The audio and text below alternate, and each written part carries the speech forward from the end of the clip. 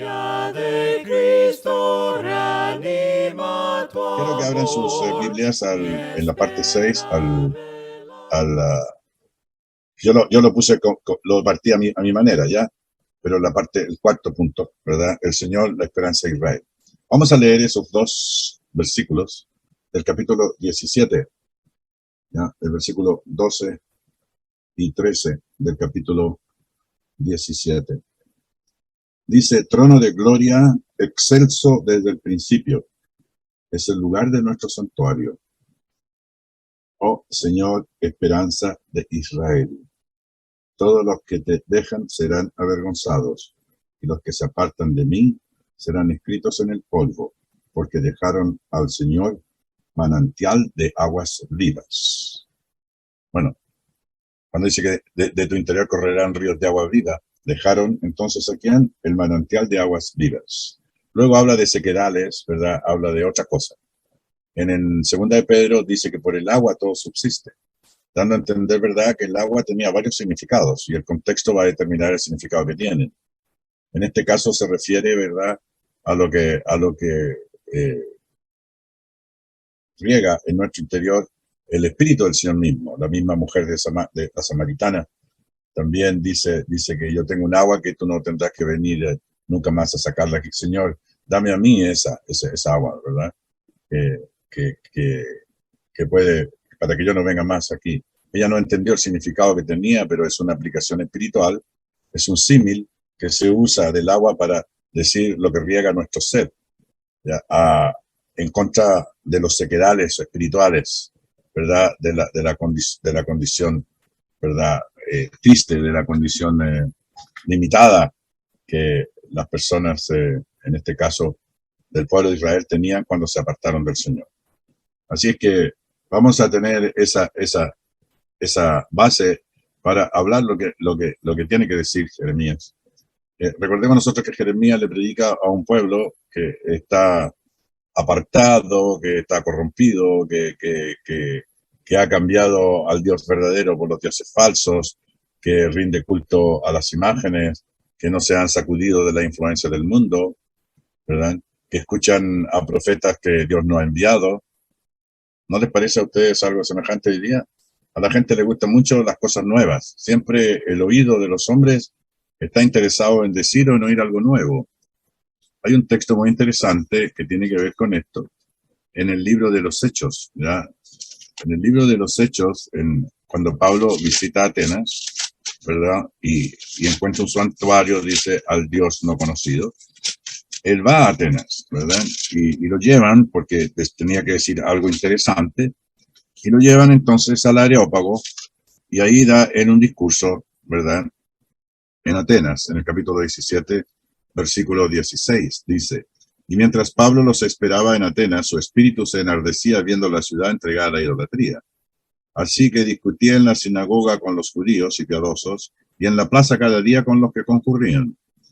Y algunos filósofos de los epicúreos y de los estoicos disputaban con él, y unos decían, ¿qué querrá decir este palabrero? Y otros, parece que es predicador de nuevos dioses, porque les predicaba el evangelio de Jesús y de la resurrección. Y tomándole, le trajeron al Areópago, diciendo, ¿podré saber qué es esta nueva enseñanza de que hablas? Pues traes a nuestros oídos cosas extrañas. Queremos pues saber de qué quiere decir esto.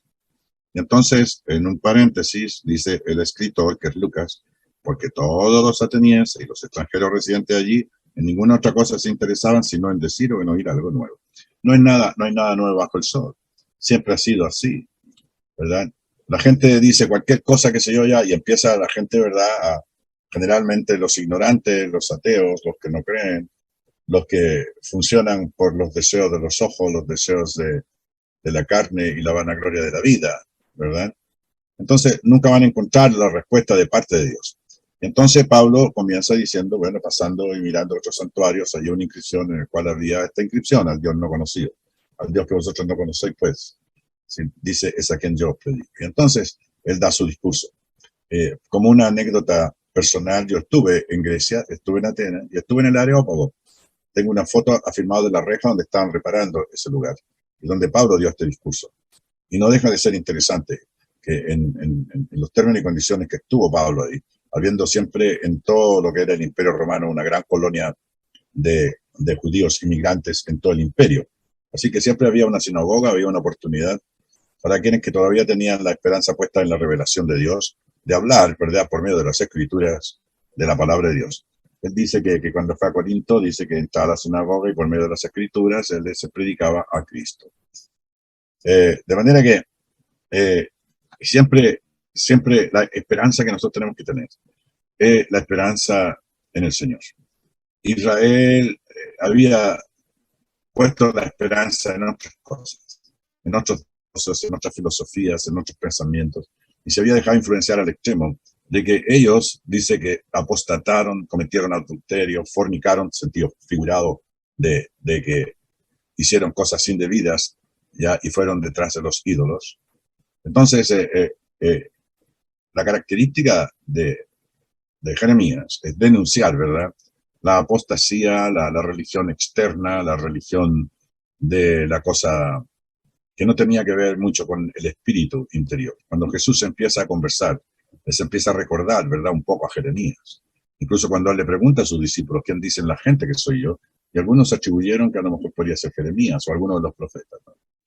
Entonces Jesús le dice, ¿vosotros quién decís que soy? Entonces Pedro, en la íntima del grupo, en la interna del grupo, Pedro dice lo que ellos creían, que Jesús era el Cristo, el Hijo de Dios. Hermanos queridos, los lamentos de Jeremías continúan. Y en el versículo 14 del capítulo 17, ¿ya?, y versículos al 18, hay una frase muy interesante aquí, un contexto. Dice, sáname, oh Señor, y seré sano. Sálvame y seré salvo, porque tú eres mi alabanza. He aquí que ellos me dicen a Jeremías, ¿dónde está la palabra del Señor? Que se cumpla ahora. Como la gente siempre nos ataca y nos dice cosas, ¿no? Pero nosotros tenemos que responder de acuerdo a la palabra de Dios. Dice, mas yo no he ido en pos de ti para incitarte a su castigo, ni desde día de calamidad, tú lo sabes. Lo que de mi boca ha salido fue en tu presencia. Esta frase, lo que de tu boca ha salido fue en tu presencia. O sea, cuando nosotros hablamos acerca de la palabra de Dios y hacemos la aplicación espiritual y enseñamos a los demás el mensaje, la mente de Dios en su palabra escrita, ¿ya? Estamos en la presencia del Señor. Por eso la Biblia debe usarse solemnemente en cualquier instancia en que nosotros tengamos la oportunidad de exponerla. O sea, ya públicamente, a través de la radio, la televisión, a través de este medio, el Zoom, ¿ya?, y todo lo demás. Aquí no caben las opiniones personales, no caben las filosofías humanas, las teosofías, o las especulaciones, ¿verdad?, intelectuales de los hombres. No me seas tú por espanto, pues mi refugio eres tú en el día malo. Era perseguido Jeremías, y él encontraba, pues, el apoyo del Señor, y él se sentía favorecido por él. Avergüéncense los que me persiguen. Cristo sufrió lo mismo, una y otra vez. Incluso según fuera de lo que está escrito y otras crónicas históricas de la época, 40 veces trataron de matar a Jesucristo. ¿Ya? Los que me persiguen, no me avergüence yo, asómbrense ellos y yo no me asombre. Trae sobre ellos día malo y quebrántalos con doble quebrantamiento. O sea, la gente que resiste el mensaje de los que Dios ha enviado, y en este caso resistían a la manifestación gloriosa de Dios en Cristo como el Mesías, el Salvador, ¿ya?, el Señor los va a quebrantar, van a sufrir las consecuencias, van a sufrir las consecuencias. Si ustedes leen el libro de Lamentaciones, que fue escrito, ¿no es cierto?, por Jeremías, donde describe el estado emocional desde el punto de vista espiritual, no es que él se esté quejando del Señor, no es que él esté encontrando una respuesta de los psicólogos o psiquiatras de la época, sino que él sabe por qué y cuál es el sentimiento que él tiene con la relación que él tiene. De manera que las lamentaciones de Jeremías tienen que ver con su compromiso con el Señor. Él sabe que está cumpliendo un mensaje divino, pero ese mensaje divino siempre va a tener oposición de los malos, de los perversos, de los que no quieren seguir el mensaje. Él les dice en el 19:27, ya en cuanto a guardar el sábado. Aquí yo quiero leer un texto y después quiero llevarlo al libro de Nehemías, capítulo 13. No, primero a Mateo 24. Pero vamos a leer esta porción que me parece muy interesante y quiero compartir algunos pensamientos de eso. En cuanto a guardar el sábado. ¿Ya? Del versículo 19 hasta el versículo 27, el final, ya dice así. Dice, así me ha dicho el Señor, ve y ponte a la puerta de los hijos del pueblo, por la cual entran y salen los reyes de Judá, y ponte en todas las puertas de Jerusalén. Había varias puertas, ¿verdad? La puerta de Hermosa, ¿se acuerdan? Había 4 puertas, 4 accesos. Y diles, pero había una principal, y diles, oíd, verso 20, la palabra del Señor, reyes de Judá y todos los moradores de Jerusalén que entráis por estas puertas. Así ha dicho el Señor, guardaos por vuestra vida de llevar carga en el día de reposo, o sea, tenía pena capital, y de meterla por las puertas de Jerusalén. Quiero que marquen ese texto, porque es muy interesante, para entender en el contexto en que Cristo, en el capítulo 24, hace una mención sobre Jerusalén y la destrucción de Jerusalén y la huida de los que están en la ciudad de Jerusalén en el día de la destrucción de Jerusalén. ¿Vale? Dice, ni saquéis carga de vuestras casas en el día de reposo, ni hagáis trabajo alguno, sino santificad el día de reposo, como mandé a vuestros padres, o sea, apartarlo para cosas espirituales, descansar, reposar, estudiar las escrituras, compartir con la familia, unirse con otros a estudiar la palabra, etc. Pero ellos no oyeron ni inclinaron su oído, sino endurecieron su cerviz, el cuello, para no oír ni recibir corrección. No obstante, si vosotros me obedeciereis, dice el Señor, no metiendo carga por la puerta de esta ciudad en el día de reposo, sino que santificaréis el día de reposo, no haciendo en él ningún trabajo. Entrarán por la puerta de esta ciudad, en carros y en caballos, los reyes y los príncipes, que se sientan sobre el trono de David, ellos y sus príncipes, los varones de Judá, los moradores de Jerusalén, y esta ciudad será habitada para siempre. Y vendrán de las ciudades de Judá, de los alrededores de Jerusalén, de la tierra de Benjamín, de la Cefela, de los montes y del Negev, trayendo holocausto y sacrificio y ofrenda, incienso, y trayendo sacrificio de alabanza a la casa del Señor. Pero si no me oyeres, para santificar el día de reposo, y para no traer carga ni meterla por la puerta de Jerusalén, en el día de reposo, yo haré descender fuego en sus puertas y consumirá los palacios de Jerusalén y no se apagará. Ok, este texto nos va a llevar para entender por qué el Señor dice palabras textuales en Mateo capítulo 24, hablando de la destrucción de Jerusalén. Dice varias cosas, ¿verdad? Entre ellas dice ya la palabra de Dios, dice en el versículo, comenzando en el versículo 14, 24:14 de Mateo, dice, y será predicado este evangelio del reino en todo el mundo conocido de entonces. Alguien de ustedes que me lea Colosenses 1:23 y otro hermano que me lea Romanos 1:3. Por favor, escucho. Colosenses 1:23. Dice, será predicado este evangelio del reino en todo el mundo, para testimonio a todas las naciones, de entonces conocidas. Y entonces vendrá el fin de quién, el fin del sistema judío de religión. Y eso implica, como cosa evidente, que al no haber templo, no hay judaísmo. Y termina con la destrucción de Jerusalén. Ok. Alguien que me lea Colosenses 1:23. ¿Qué dice Pablo? Por favor. Si en verdad permanecéis fundados y firmes en la fe, y sin moveros de la esperanza del Evangelio que habéis oído, el cual se predica en toda la creación que está debajo del cielo, el cual Vale. yo, Pablo, fui hecho ministro. Vale, dice que se predique este evangelio en todas las naciones que están bajo el cielo.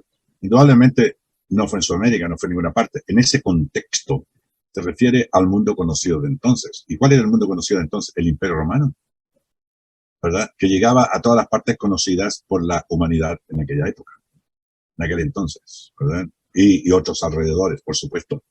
¿Y qué dice Romanos 1:3? Acerca de su Hijo, nuestro Señor Jesucristo, que era del linaje de David según la carne. Perdón, el versículo 8, disculpe.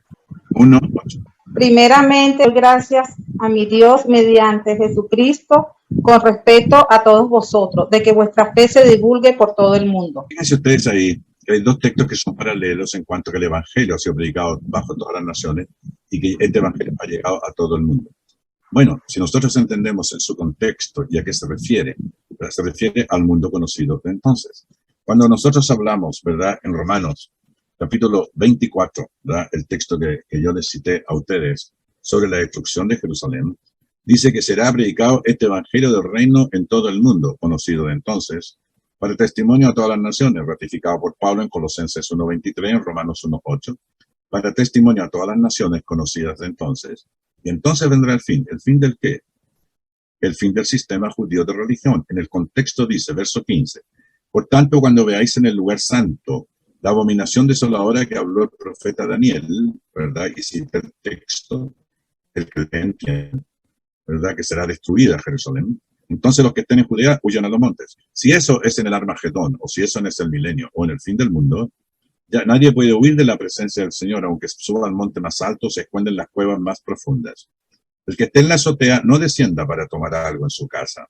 El que esté en el campo no vuelva atrás para tomar su casa, ¿verdad? O sea, que huya, que su capa, que saque, que vaya, que arranque.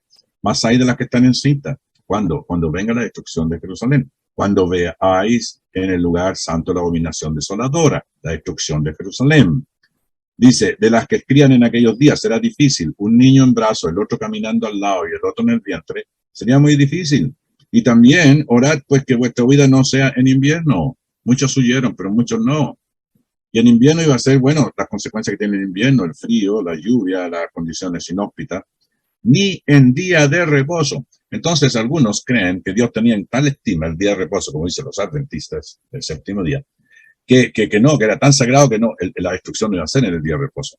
¿Por qué no iba a ser en el día de reposo? Por una cosa muy obvia. En el libro de Jeremías dice aquí que vosotros habéis violado, ¿verdad? Pero si no me oyereis para santificar el día de reposo, dice Jeremías, capítulo 17, versículo 27, para santificar el día de reposo y para no traer cargas ni meterla por la puerta de Jerusalén el día de reposo. Yo haré descender fuego de la puerta a sus puertas y dice consumirá los palacios de Jerusalén y no se apagará. O sea, ¿por qué el Señor dice que que vuestra vida no sea en el día de reposo? La gente cree que el Señor está hablando ahí de la gran estimación que él tenía por el respeto de la huida en el día de reposo. Pero ese no es el contexto de la discusión. Era una huida, era inminente. Era tan importante huir que el que está en la azotea no baje, el que está en el campo no vuelva, el que no sea en invierno, que no sea que las mujeres que están en cinta va a ser muy duro, que sea, etcétera, y que no sea en día de reposo. ¿Por qué? ¿Porque Dios tenía cuidado del día de reposo o porque Él estaba santificándolo también ahí y lo tenemos que respetar hoy? No, señores. Ese texto, ese contexto, el relato de Jeremías y lo que dice, ¿verdad?, en el libro de Nehemías. Quiero que vean el libro de Nehemías. Acuérdense que Esdras, Nehemías y Esther fueron escritos 400 años antes de Cristo y Jeremías en el 500 y tantos antes de Cristo, de manera que no son contemporáneos. Pero mire lo que dice ya el libro de, como dice aquí en el versículo de Nehemías. Acuérdense que Nehemías era con Zorobabel y otros más, eran los que habían ayudado para el retorno al pueblo de Dios. Esdras, ¿se acuerdan de Esdras? Nehemías, ¿ok? Si ustedes van conmigo, por favor, con mucho cuidado, al libro de Nehemías, por favor. Nehemías, capítulo 13, versículos 15 en adelante. Mire lo que dice Nehemías. Y esto está en concordancia con Mateo 24, 20, en que vuestra vida no sea en el día de reposo. Luego del día de reposo, Dios está hablando que no se puede violar bajo ninguna circunstancia. No, señor. Ellos tenían que poner salvo sus vidas y que no sea el día de reposo. ¿Pero por qué? Aquí está la respuesta. Capítulo 13, versículo 15 de Nehemías. Dice Nehemías, escuchen por favor, hermanitos. En aquellos días vi en Judá algunos que pisaban en lagares en el día de reposo, y que acarreaban haces y cargaban asnos con vino, y también de uvas, de higos y de toda suerte de carga, y que traían a Jerusalén en el día de reposo. Y los amonesté acerca del día en que vendían las provisiones. También había en la ciudad tirios que traían pescado y toda mercadería, y vendían en el día de reposo a los hijos de Judá en Jerusalén. Y reprendí a los señores de Judá y les dije, qué mala cosa es esta que vosotros habéis. Qué mala cosa es esta que vosotros hacéis profanando así el día de reposo. A veces estamos hablando en la ley de Moisés. Era completamente legítimo lo que se está diciendo. ¿No hicieron así vuestros padres y trajo nuestro Dios todo este mal sobre nosotros, sobre esta ciudad, en el tiempo de Jeremías, destrucción de Jerusalén por Nabucodonosor? ¿Y vosotros añadís ira sobre Israel profanando el día de reposo? Sucedió, pues, que cuando iba oscureciendo a las puertas de Jerusalén, antes del día de reposo, dije que se cerrasen las puertas y ordené que no las abriesen hasta después del día de reposo. Y puse a la puerta algunos de mis criados para que en día de reposo no introdujeran carga.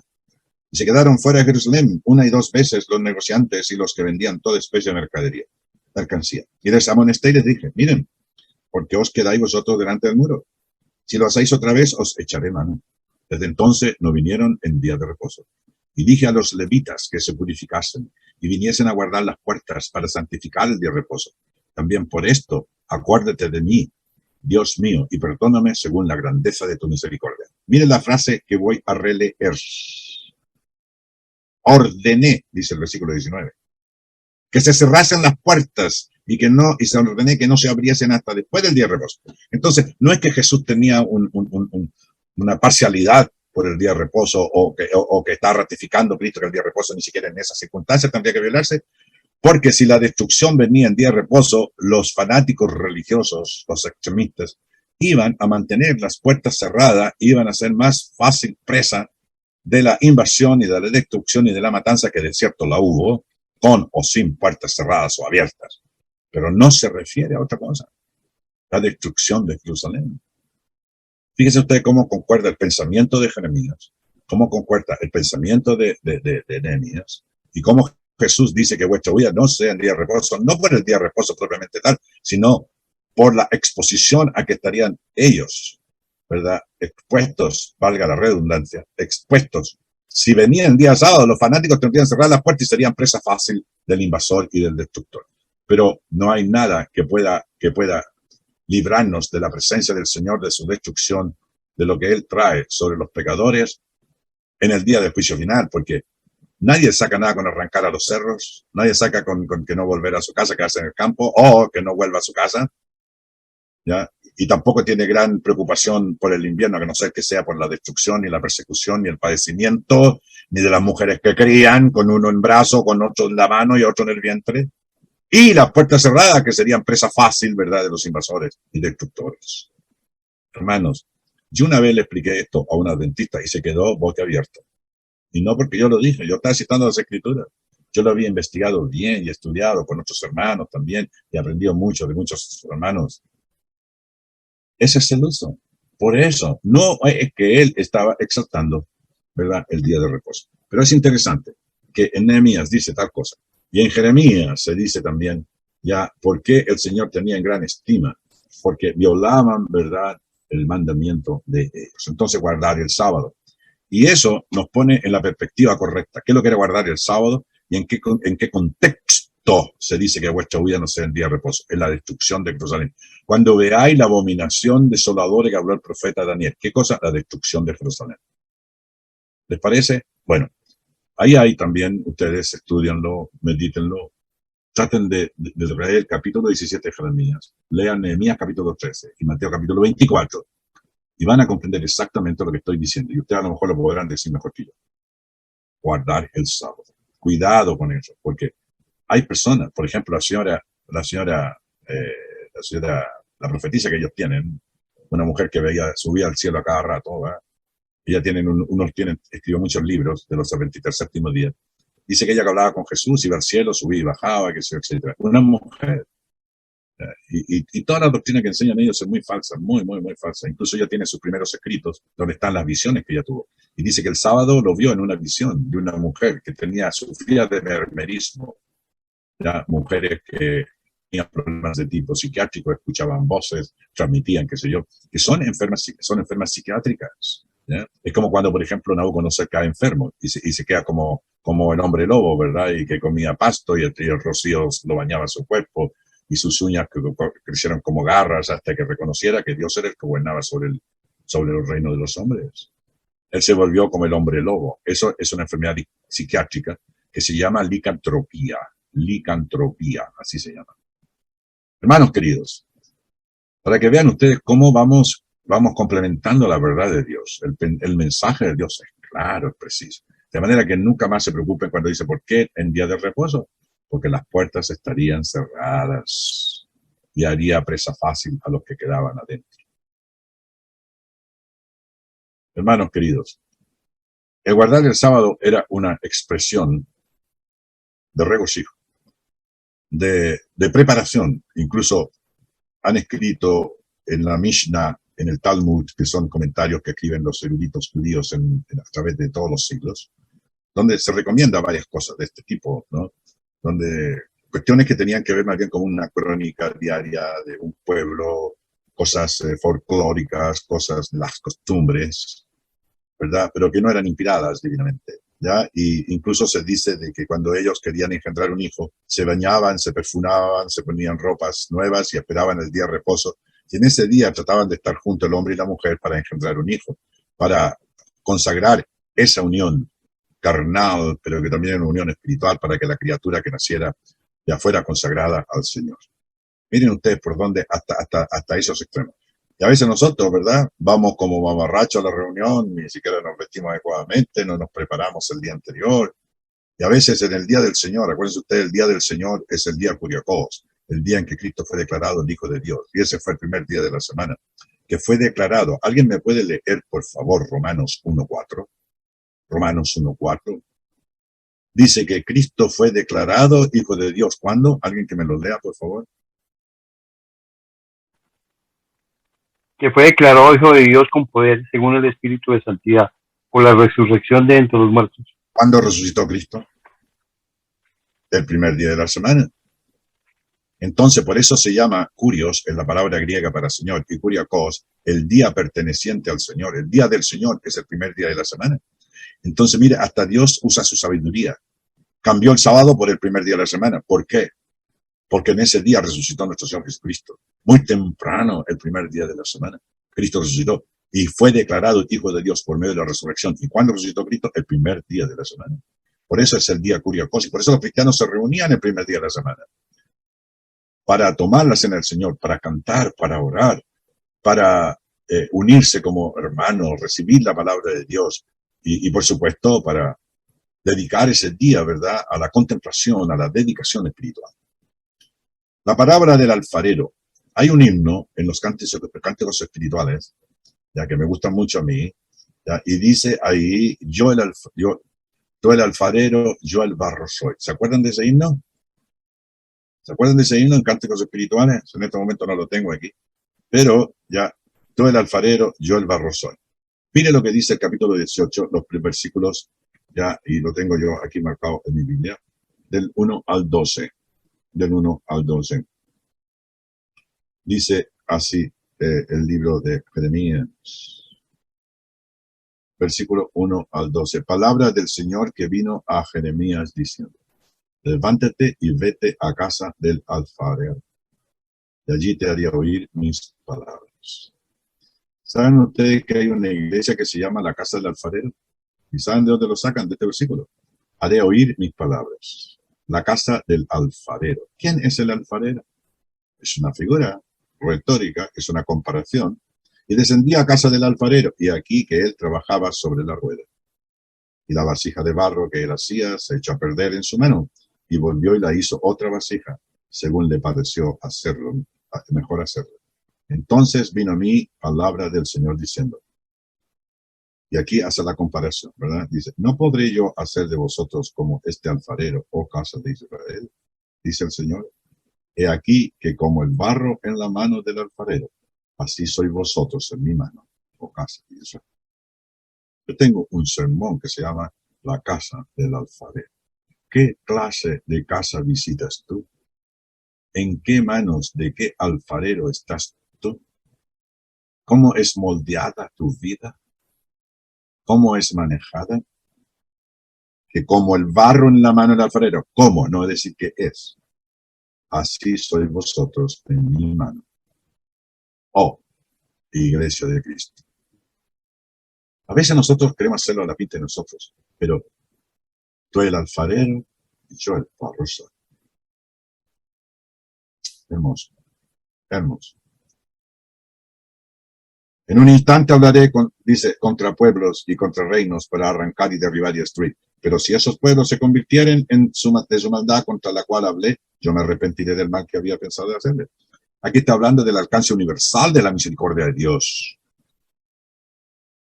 Voy a hacer un símil aquí, ¿ok? Una comparación de dos cosas.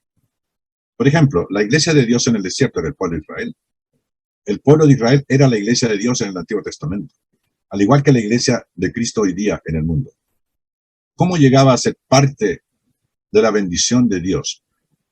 La gente dice que no, que la salvación era solamente para los judíos. Cuidado. Se encontraba en el pueblo escogido de Dios, que más tarde vino a ser la iglesia de Cristo. Pero había que hacer ciertas condiciones. Cualquier prosélito que venía de otra nación, cualquier gentil, podría ser parte del pueblo de Dios si aceptaba los términos y condiciones de la religión judía. Y hoy día también, cualquiera que está fuera de la iglesia de Cristo. Los gentiles, en un sentido, entre comillas, pueden venir a ser parte del reino si aceptan los términos y condiciones del Señor y el Señor los recibe. Porque el alcance de la salvación de Dios es universal. Porque de tal manera amó Dios al mundo, dice Juan, que envió a su Hijo unigénito para que todo aquel que en él cree no se pierda, mas tenga vida eterna. Y dice Timoteo, 2 Timoteo capítulo 2, versículo 1 al 4, porque Dios quiere que todos los hombres vengan al conocimiento de Dios y sean salvos. El alcance universal, cuando dice Jesús a los 12, id y predicad este evangelio a todo el mundo, el que creyere y fuere bautizado será salvo. Universal. Dios no discrimina ni por raza, condición social, económica, cultural, condición intelectual, social, posición económica, nada de eso. El alfarero es el Señor. Ahora pues habla luego a todo hombre de Judá, dice el verso 11, 18, 11 de Jeremías. Y los moradores de Jerusalén diciendo, así ha dicho el Señor, que aquí que yo dispongo mal contra vosotros y trazo, dice, contra vosotros designios. Conviértase ahora cada uno de su mal camino y mejore sus caminos y sus obras. Y dijeron, es en vano, porque en pos de nuestros ídolos iremos y haremos cada uno el pensamiento de nuestro malvado corazón. Por tanto, así dijo el Señor, preguntad ahora a las naciones, ¿quién ha oído cosas semejantes? Gran fealdad ha hecho la Virgen de Israel. ¿Faltará la nieve del Líbano de la piedra del campo? ¿Faltarán las aguas frías que corren de las ganas tierras? Porque mi pueblo me ha olvidado, incensando a lo que es vanidad, y ha tropezado en sus caminos del mundo, de la cristiandad, de la filosofía humana, de la teosofía, del ateísmo, del modernismo, del liberalismo, en las sendas antiguas, para que camine por sendas y no por camino transitado. Corremos con el mundo, en caminos del mundo, que nos llevan a la destrucción final, para poner su tierra en desolación, objeto de burla perpetua. Todo aquel que pasare por ella se asombrará y meneará la cabeza. Como viento solano los esparciré delante del enemigo. Les mostraré las espaldas y no el rostro en el día de su perdición. Esta expresión, les mostraré las espaldas y no el rostro, dice que dará vuelta y no mirará su destino, ¿ya? Y su perdición. La parábola del alfarero. Señor, tú el alfarero, yo el barro soy. Deme un segundo, voy a tomar una libertad. Voy a sacar mi himnario, donde aparece el himno, ¿verdad? De Jesús es el alfarero, yo el barro soy.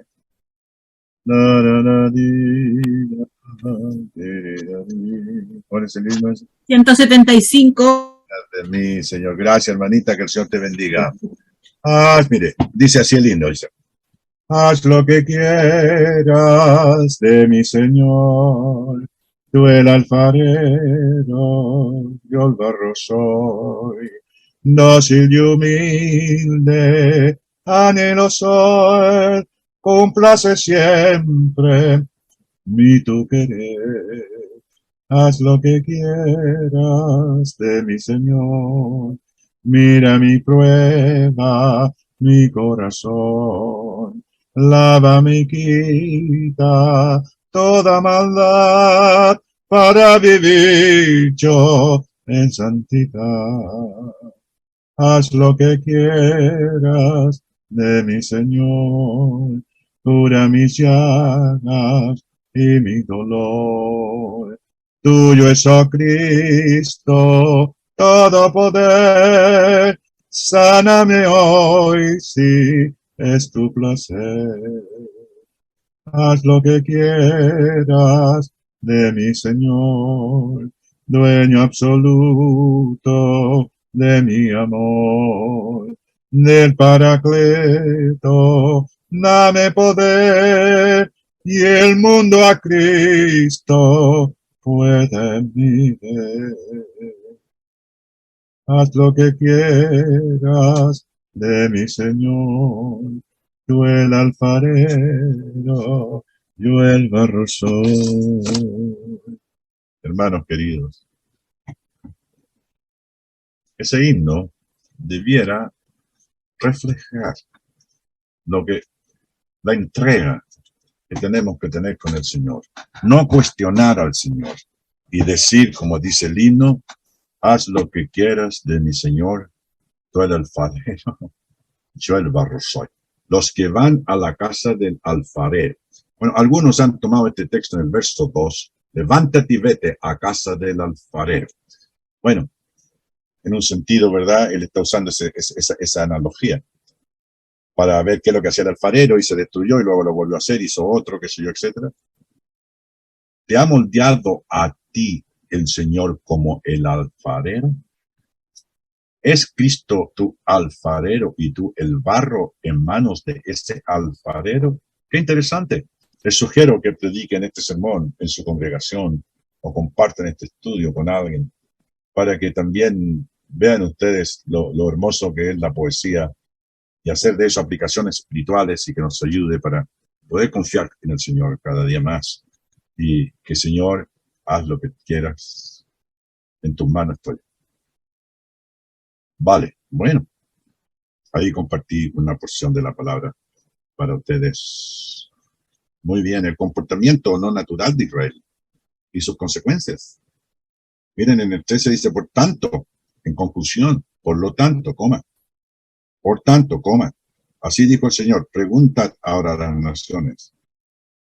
¿Quién ha habido cosas semejantes? Gran fealdad ha hecho la Virgen de Israel. O sea, una cuestión realmente tremenda. Como viento solano, verso 17, los esparciré delante del enemigo. La reacción de Jeremías a un complot contra su vida. En el 18 del capítulo 18, versículo 18 al 23, también es un texto muy interesante. Dice que, ¿y qué dijeron? Lo mismo que dijeron de Jesús.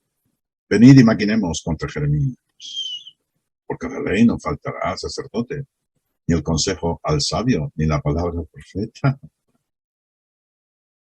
Venid e irámoslo de lengua y no atendamos a ninguna de sus palabras. ¿Cuántas veces la gente piensa que matando al predicador se va a terminar el mensaje de Dios? El Señor levantará otro, y otro, y otro, y otro. Y a través de los siglos nos ha levantado a nosotros. Cada cristiano, cada hermano, hombre, mujer, cada hermano es un predicador del Evangelio de Cristo, es un profeta del Señor, es uno que habla por el Señor, la palabra que Dios ha hablado. Oh Señor, mira por mí y oye la voz de los que entienden conmigo. ¿Se da mal por bien para que hayan cavado hoyo a mi alma? Pobrecito, no. Acuérdate que me puse delante de ti para hablar bien por ellos, para apartar de ellos tu ira. Por tanto, entregué sus hijos a hambre. Por tanto, dice, entrega a sus hijos a hambre, dispérsalos por medio de las espadas, y queden sus mujeres sin hijos y viudas, y sus maridos sean puestos a muerte, y sus jóvenes heridos a espada en la guerra. Óigase clamor de sus casas, cuando traiga sobre ellos ejército de repente, porque cavaron hoyo para prenderme, y a mis pies han escondido vasos. trampas. ¿Saben ustedes que a Jeremías lo echaron a una noria sin agua, que tenía fango, ya que tenía, digamos, este barro negro ya podrido, infectado, y le llegó el barro hasta los sobacos, dice la Biblia. Alguien que busque ese texto, por favor, y me lo dé. Y fue enterrado en una cisterna hasta los, y de ahí lo sacó el Señor, en un sentido, una resurrección figurada, ¿verdad? También. Oiga ese clamor de sus casas cuando traiga sobre ellos ejército de repente. Y el verso 23, pero tú, oh Señor, conoces todo su consejo contra mí para muerte. No perdones su maldad, ni borres su pecado delante de tu rostro, y tropiecen delante de ti, haz así con ellos en el tiempo de tu enojo. O sea, nadie pasará, que si yo, libre de culpa, ¿verdad? Cuando atenta contra uno que predica la palabra de Dios. O sea, en otras palabras, hubieron muchas cosas, ¿verdad? La acción simbólica de una vasija rota. Por ejemplo, la vasija rota. Mire, en el 19:1 dice, así dice el Señor, ve y compra una vasija de barro del alfarero y lleva consigo a los ancianos del pueblo y de los ancianos de los sacerdotes y saldrás del valle de los hijos de Hinnom, donde ofrecían sacrificios a dioses, a humanos, dioses falsos, que está en la entrada de la puerta oriental y proclamarás allí las palabras que yo te hablaré. Dirás pues, oí palabra del Señor, oh reyes de Judá y moradores de Jerusalén. Así dice el Señor de los ejércitos, Dios de Israel. He aquí que yo traigo mal sobre este lugar, dice tal, que a todo lo que lo oyere le retiñirán los oídos, porque me dejaron y enajenaron este lugar y ofrecieron en el incienso a dioses ajenos, los cuales no habían conocido ellos, ni sus padres, ni los reyes de Judá, y llenaron este lugar de sangre de inocentes, sacrificaban hijos, y edificaron lugares altos a Baal para quemar con fuego a sus hijos, en holocaustos al mismo Baal, cosa que no les mandé, ni hablé, ni me vino al pensamiento. Porque tanto aquí vienen días, dice el Señor, que este lugar no se llamará más Tofet, ni valle del hijo de Hinnom, sino valle de la matanza. Desvanecerá el consejo de Judá y de Jerusalén a este lugar y les haré caer a espada delante de sus enemigos y en la mano de los que buscan sus vidas. Miren lo que dice aquí. Y daré sus cuerpos para comida a las aves del cielo y a las bestias de la tierra. La destrucción de Jerusalén. Pondré a esta ciudad por espanto y burla.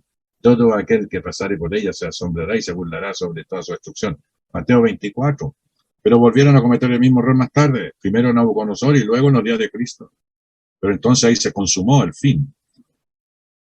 Entonces vendrá el fin del sistema judío religioso. Cuando dice Hebreos capítulo 1, versículo 1, habiendo hablado Dios en muchas formas y maneras en nuestro tiempo a los padres por los profetas, en estos postreros días nos ha hablado por el Hijo. En estos postreros días nos ha hablado por el Hijo. ¿Cuáles postreros días? ¿Los del siglo XX? No, señor. ¿Los de la Segunda Guerra Mundial? No. ¿Los de la Revolución Francesa? Tampoco. ¿De la guerra nuclear final? Tampoco. Entonces, dicen estos postreros días nos ha hablado por el Hijo. Los postreros días del sistema judío de religión.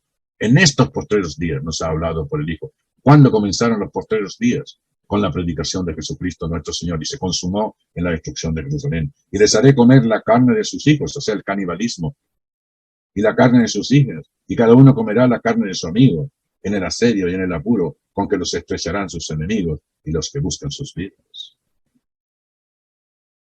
Tremendo, tremendo, una vasija rota que no contiene agua. Entonces quebrarás la vasija ante los ojos de los varones que van contigo. Verso 10. Y les dirá, así ha dicho el Señor de los ejércitos, así quebraré a este pueblo y a esta ciudad, como quien quiebre una vasija de barro, que no se puede restaurar más. Y en Tofet, donde se sacrificaban los hijos, se enterrarán, porque no habrá otro lugar para enterrar. Así haré a este lugar, dice el Señor, y a sus moradores, poniendo esta ciudad como Tofet. Las casas de Jerusalén y las casas de los reyes de Judá serán como el lugar de Tofet, inmundas por todas las casas sobre cuyos tejados ofrecieron incienso, y todo el ejército del cielo y vestieron libación a dioses ajenos, y volvió Jeremías a Tofet, a donde le envió el Señor a profetizar, y se paró en el atrio de la casa del Señor, y dijo a todo el pueblo, así ha dicho el Señor de los ejércitos, Dios de Israel, aquí yo traigo sobre esta ciudad, y sobre todas sus villas, todo el mal que hablé contra ella, porque han endurecido su cerviz para no oír mis palabras. ¿Cuántos están, verdad? Son parte de esa vasija rota. Todas las acciones, todas las cosas, todo lo que podría imaginarse en el orden moral espiritual, la gente representa esa, no tienen arreglo. Luchas internas de Jeremías sobre su llamamiento en el 27. Y esto me pone muy triste a mí porque yo a veces me siento interpretado por eso. Cuando a veces nos critican a los predicadores, nadie nos consuela. ¿Quién me consuela? ¿Quién consuela al hermano Efraín? A ver, siempre estoy yo consolando. Y de repente los hermanos se quejan. Y hay incluso hermanos que te persiguen. Y hay hermanos que, qué sé yo, etcétera, no sé, que están equivocados y piensan porque tú tienes una posición firme, segura, etcétera, piensan que uno los quiere controlar y no es así. Mire lo que dice después de todos estos sufrimientos. Es la reacción, ¿verdad? El estado emocional, psicológico de uno que predica y la gente que no oye. Me sedujiste, oh Señor. Lean conmigo, por favor, 27. Me sedujiste, oh Señor, y fui seducido.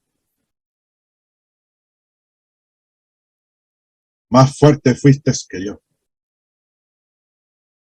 Y me venciste. Cada día he sido escarnecido, cada cual se burla de mí. Porque cuántas veces hablo, doy voces, grito. Violencia y destrucción, porque la palabra del Señor me ha sido para afrenta y escarnio cada día. Y dije, no me acordaré más de él. Ni hablaré más en su nombre. No obstante, había en mi corazón como un fuego ardiente metido en los huesos. Traté de sufrirlo y no pude. Hermanos que me escuchan, ¿se han sentido así alguna vez? Había en mi corazón como un fuego ardiente metido en mis huesos. Está metida la palabra del Señor, el compromiso que tenemos de la palabra eterna, de alcanzar las promesas eternas, como metido como un fuego ardiente en nuestros huesos. Y vamos a tratar de sufrir eso, pero no podemos. Porque el Señor nos ha puesto, como dice el versículo 11. Mas el Señor, hermanos, está contigo como poderoso gigante. Qué lindo. Mas el Señor está conmigo como poderoso gigante. Hermano, no te desalientes. No decaiga tu semblante, ni tu compromiso, ni tus esfuerzos intelectuales, materiales, familiares. No dejes ya que ese fuego ardiente que está en ti, porque vamos a tratar de sufrirlo, pero no podemos. Porque el Señor está conmigo como poderoso gigante. Está contigo también. Estuvo con todos los que han predicado el Evangelio desde la eternidad, desde los principios de la humanidad. En los profetas, los predicadores, los hermanos, las hermanas, que apoyan, soportan a sus familias y están comprometidas con el Señor. Lucha interna Jeremías sobre su llamamiento, pero más fuerte que mis propios deseos, mis propios anhelos y todo lo demás. Luego él dice lo que dijo Job también, pero no en un sentido de culpar a Dios, sino que por lo que él estaba sufriendo y padeciendo. El verso 14 es muy hermoso. Verso 12 dice, oh Señor de los ejércitos, que pruebas a los justos, que ves los pensamientos y el corazón, vea yo tu venganza de ellos, porque a ti he encomendado mi causa. ¿A quién encomienda usted su causa? ¿A su abogado? ¿Al presidente del gobierno? ¿Al empresario? ¿Al que tiene más dinero? ¿Al que tiene más preparación intelectual? No. Porque a ti he encomendado mi causa. Mire lo que dice el 13. Cantad al Señor. Load al Señor. Porque ha librado el alma del pobre de mano de los malignos. Y se queja y dice, maldito el día en que nací, el día en que mi madre me dio a luz, no sea bendito. Maldito el hombre que dio nuevas a mi padre, diciendo, hijo varón te ha nacido, haciéndole alegrarse así mucho.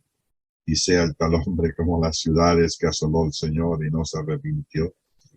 Oiga gritos de mañana y voces a mediodía, porque no me mató, ¿por qué no me mató en mi vientre? Y mi madre me hubiera sido mi sepulcro, y su vientre embarazado para siempre. Qué triste que está Jeremías, pobrecito. ¿Por qué no me mató en el vientre? Este texto destruye el pensamiento destructivo, satánico, perverso del aborto. Porque no me mató en mi vientre y mi madre hubiese sido mi sepulcro. Marquen ese texto. Medítenlo, profundícenlo, desarrollenlo. Y su vientre embarazado para siempre. ¿Para qué salí del vientre? Para ver trabajo y dolor y que mis días se gastasen en la frente. Pobrecito. Muy triste. Muy triste. Muy triste. Una situación realmente triste. Una condición, ¿verdad?, de uno que ha comprometido su vida. Y también, igual que Juan el Bautista y Jesús y muchos otros profetas, Jeremías murió por la causa que predicó. ¿Estáis vosotros, yo, todos los que están escuchando esta noche, dispuestos a todo eso? ¿Se dan cuenta del compromiso que tenemos? Esa es la secuencia lógica de eslabones uno con otro hasta que desaparezcamos de este mundo. Y algún día vamos a recibir la bendición de parte del Señor. Pero entreguémonos al Señor. Hagamos el compromiso con Él. Capítulo 20, las profundidades de la desesperación, ¿verdad? ¿Por qué no morí en el vientre de mi madre? Y ella fue mi sepulcro. Quiero terminar con el capítulo 21. Jerusalén será destruida. Reyes y falsos profetas denunciados.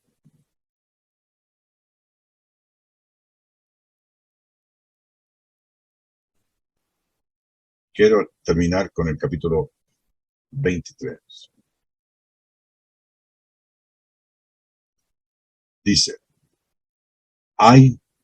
voy a leer capítulo 23 y con eso termino. Ay de los pastores que destruyen y dispersan las ovejas de mi rebaño, dice el Señor. A ver si esto le llega a alguien.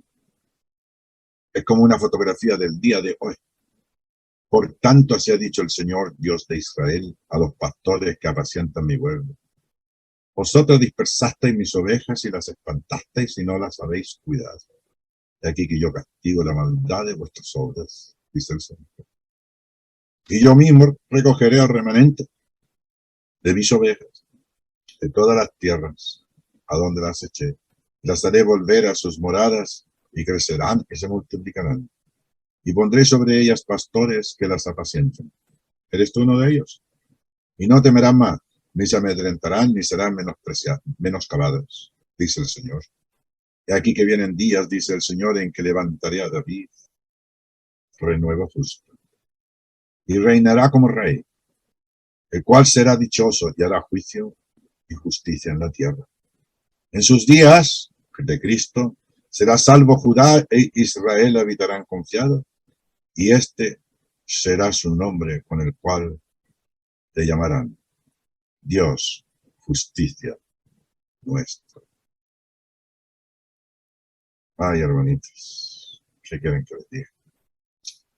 Por tanto, aquí que vienen días, dice el Señor, en que no dirán más, vive el Señor, que hizo subir a los hijos de Israel de la tierra de Egipto, sino, vive el Señor, que hizo subir y trajo la descendencia de la casa de Israel, de la tierra del norte y de todas las tierras donde yo les había echado y habitarán en su tierra. A causa de los profetas mi corazón está quebrantado dentro de mí, todos mis huesos tiemblan, estoy como un ebrio y como hombre a quien domino el vino, delante del Señor y delante de sus santas palabras, porque la tierra está llena de adúlteros. En el sentido de predicar la falsa doctrina, a causa de la maldición de la tierra está desierta, los pastizales del desierto se secaron, la carrera de ellos fue mala y su valentía no es recta. Por tanto, el profeta como el sacerdote son impíos, aun en mi casa y es maldad. Por tanto, su camino será como resbaladero en oscuridad. Serán empujados y caerán en él, porque yo traeré mal sobre ellos en el año de su castigo, dice el Señor. Y terminó en unos textos que he escogido. Versículo 25. Yo he oído. 23, 25. Yo he oído lo que aquellos profetas dijeron, profetizando mentira en mi nombre, diciendo, soñé, soñé. ¿No les parece parecido hoy día? No, yo anoche soñé que esto. No es mi palabra como fuego, dice el Señor, versículo 29, y como martillo que quebranta la piedra. Es lo que tenemos que hacer. Es la palabra expuesta la que va a romper la dureza de la piedra, la que va a convertir a la gente. Van a hacer que vuelvan sus corazones al Señor. Dice el Señor, versículo 31. He aquí que yo estoy contra los profetas que endulzan su lengua y dicen. Hoy día los predicadores, a la gente le gustan los predicadores que los halagan, que los entretienen, que le hablan bonito y que se etc. Pero los predicadores de la palabra de Dios, los profetas de la palabra de Dios, no tienen que predicar lo que la gente quiere oír, sino lo que la gente necesita oír de Dios. Esos son los predicadores verdaderos. No estamos aquí para entretener a la farándula, ni para entretener a la asamblea, y que todos aplaudan y vamos, y qué bonito, y que sí, etcétera, sino que hablar lo que la gente necesita oír para salvar sus almas. Y aquí dice el Señor, yo estoy contra los que profetizan sueños mentirosos, y los cuentan, y hacen errar a mi pueblo con sus mentiras y con sus lisonjas, y yo no los envié ni les mandé, y ningún provecho hicieron a este pueblo, dice el Señor. Lo siguen haciendo hoy. No, yo anoche soñé, y hacen cuento, y desvían al mundo, y cuando te preguntare este pueblo, o el profeta, o el sacerdote, diciendo, ¿cuál es la profecía del Señor? Les dirás, esta es la profecía, os dejaré, ha dicho el Señor. Y al profeta, al sacerdocio o al pueblo que dijere, profecía del Señor, yo enviaré con castigo sobre tal hombre y sobre su casa. Así diréis, cada cual a su compañero y a cada cual a su hermano. ¿Qué ha respondido el Señor y qué habló el Señor? Nunca más os vendrá a la memoria decir, profecía del Señor, porque la palabra de cada uno le será por profecía. Pues pervertisteis las palabras del Dios viviente, del Señor de los ejércitos, Dios nuestro. Porque la palabra de cada uno le será por profecía, pues pervertisteis las palabras del Dios viviente. Y en eso estamos. Así dirás al profeta falso ¿qué te respondió el Señor y qué habló el Señor? Mas si dijereis profecía del Señor, por eso el Señor dice así, porque dijiste esta palabra, profecía del Señor, habiendo yo enviado a deciros, no digáis profecía del Señor. Por tanto, aquí que yo os echaré en olvido y arrancaré de mi presencia a vosotros y a la ciudad que di a vosotros y a vuestros padres, y pondré sobre vosotros afrenta perpetua y eterna confusión que nunca borrará el olvido. Ay, hermanitos queridos, que el Señor tenga misericordia de todos nosotros, que nos ayude, nos proteja, nos guarde, que podamos hacer el compromiso que tenemos que tener con Él. Jeremías, el predicador en sandalias, tiene por sobrenombre Jeremías, el profesor en sandalias. ¿Quién dicen la gente que yo soy? ¿Y qué decía la gente cuando Jesús preguntó a sus discípulos? Algunos dicen que tú eres el profeta Jeremías o algún otro. Que Sean les bendiga, hermanos, ricamente.